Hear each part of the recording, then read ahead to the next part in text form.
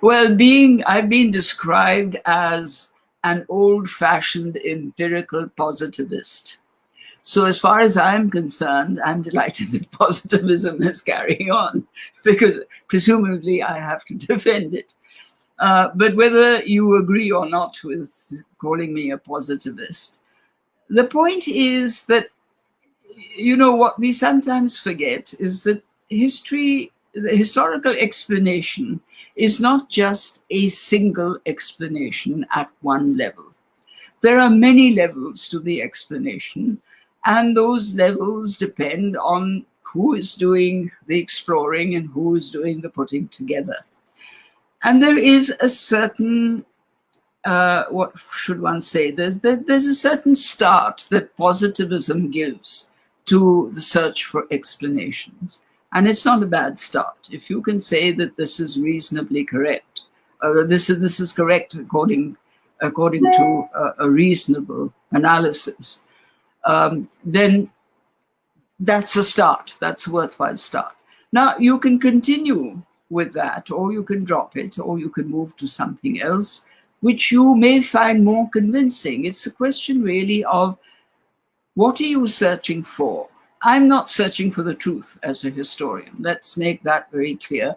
I do believe that we will never find the truth because the past is over and done with. We cannot go back to the past. We cannot demonstrate the past.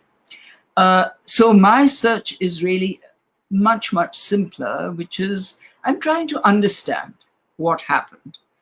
And why am I trying to understand what happened? Partly out of intellectual curiosity, and partly because I think that understanding does help in the understanding of the present. There is, after all, a link, a causal connection between the past and the present, and that understanding follows that causal connection.